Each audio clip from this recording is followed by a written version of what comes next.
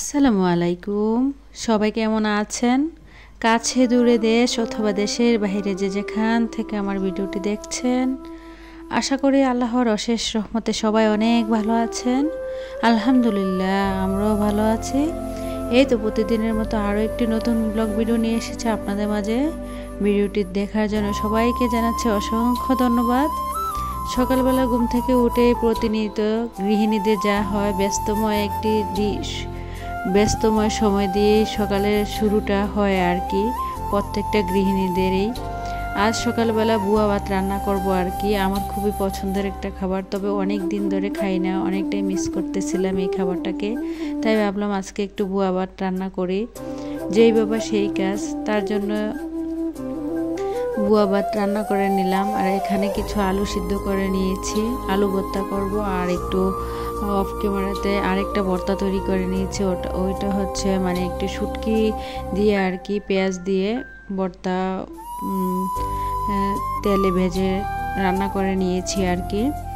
এখন এই তো সকালে নাস্তা সব কিছু রেডি করে নিয়েছি, আলু ভর্তা, তারপরে বুয়া ভাত আর শুটকি দিয়ে ভর্তা। আজকে সকালে নাস্তা মূলত এটাই ছিল। প্রত্যেক দিন দেখা গেছে একই রকমের নাস্তা করতে আসলে একটু ভালো লাগে না। রুটি, পাউরুটি এগুলো খেতে খেতে নিজের কাছে অনেকটা বোরিং মনে হয় আর কি। তার জন্য ভাবলাম আজকে একটু বুয়া ভাত রান্না করি।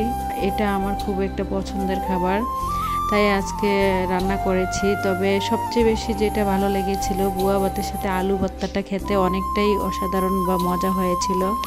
যেহেতু আমি খাওয়ার পরে ভয়েসটা দিচ্ছি, তার জন্য বলছি আর কি। শুটকি ভর্তার চেয়ে আলু ভর্তাটা দিয়ে আমার কাছে খেতে খুবই ভালো লেগেছিল। আর বুয়া ভাতটা আমি রান্না করেছিলাম তেলে ভেজে আর কি। যাই হোক, আজকের ভিডিওটা যে টপিকের উপরে আমি বানিয়েছিলাম আর কি, তার সম্পর্কে কিছুটা কথা বলি। আমরা মেয়েরা চাইলে বা আমি কিভাবে টাকা ঘরে বসে টাকা ইনকাম করে, আজ তাই আপনাদের মাঝে শেয়ার করব। আপনারা চাইলেও আমার মতো এরকমভাবে টাকা ইনকাম করতে পারেন। একটা সময় ছিল কোনো মাসে আমি 2 থেকে 3 হাজার টাকাও ইনকাম করতাম। আর এটা ছিল আজ থেকে প্রায় 2-1 বছর আগে। আমি যখন দেশের বাড়িতে ছিলাম তখন আমার কাছে অনেক কাপড়, যেহেতু আমি মানে আজ 10 বছর হয়ে গিয়েছে, আমি নিজেই কাপড় সেলাই করতে পারি। তার জন্য আর কি আমি এভাবে আগে অনেক মানে কাপড় সেলাই করতাম। এই কাপড় সেলাইয়ের মাধ্যমে আমি দেখেছি অনেক মাসে আমার 2 থেকে 3 হাজার টাকা ইনকাম হয়ে যেত। কোনো মাসে 2000, কোনো মাসে 3000, কোনো মাসে আবার 1000 টাকাও হতো। এক এক সময় এক এক রকম। যেই মাসে বেশি কাপড় সেলাই ছিল ওই মাসে বেশি টাকা ইনকাম হতো, আর যেই মাসে কম কাপড় সেলাই ছিল ওই মাসে কমই টাকা ইনকাম হতো আর কি। তাই বলছি, আমরা মেয়েরা চাইলে আসলে অনেক কিছু করতে পারি। মেয়েরা পারে না আসলে কোনো কিছু না। আমি শুধু এইভাবে টাকা ইনকাম করেছি বললে ভুল হবে। আমি কিন্তু অনেকটাই হাতের কাজ জানি। এই যেমন কাঁথা সেলাই করা, তারপরে নকশা করে করে আর কি কাঁথা সেলাই করা, নকশি কাঁথা যেটাকে বলে। একটা নকশি কাঁথা সেলাই করে 2 থেকে 3 হাজার টাকা ইনকাম করা যায়। আর সর্বোচ্চ আমার 1 থেকে 1.5 মাস সময় লাগতো একটা নকশি কাঁথা যখন আমি নিজের হাতে সেলাই করতাম। তবে এগুলা শহরের বাড়ির চেয়েও গ্রামের মানুষরা অনেকটাই পছন্দ করে, বা গ্রামের মানুষরাই এগুলা বেশি করে আর কি। আমি যখন গ্রামের বাড়িতে বা দেশের বাড়িতে ছিলাম তখন প্রায় সময় আসলে আমার কাছে প্রতি মাসে না হোক 2-1 মাস পর পর প্রায় কিছুটা অর্ডার আসতো কাঁথা সেলাই করে দেওয়ার আর কি, নকশি কাঁথা সেলাই করে দেওয়ার। তার জন্য একটা নকশি কাঁথা, যেই নকশি কাঁথা যত বেশি কাজ তত বেশি টাকা। দেখা গেছে গর্জিয়াসভাবে যদি সেলাই করতে হয় তাহলে প্রায় 2000 টাকা বা 2500 টাকাও নিতাম। আর নর্মাল যেগুলো ছিল 1 থেকে 500 টাকা পর্যন্ত ছিল। আমি ওইভাবেও কিছুদিন মানে কিছু টাকা ইনকাম করেছিলাম। প্রায় অনেককেই অনেকগুলা কাঁথা সেলাই করে দিয়েছিলাম। আসলে এখন আমি বাসা বাড়িতে এসে দেখি মানে শহরের মানুষগুলা আসলে গায়ের মানুষগুলার মধ্যে অনেকটাই তফাৎ রয়েছে। শহরের মানুষ আসলে এইগুলার প্রতি কোনো ইন্টারেস্টিং নাই। তবে আমি গ্রামের বাড়িতে যখন থাকতাম তখন প্রায় সময় আমি এভাবেই অনেক টাকা ইনকাম করেছি। তাই আমি আপনাদেরকে বলছি, আসলে আমাদের সমাজে মেয়েরা কোনো দিক দিয়ে পিছিয়ে নেই। মেয়েরা চাইলে আসলে অনেক কিছু করতে পারে। আমি যেমন টাকা ইনকাম করতে পারি, আপনারাও চাইলে টাকা ইনকাম করতে পারেন।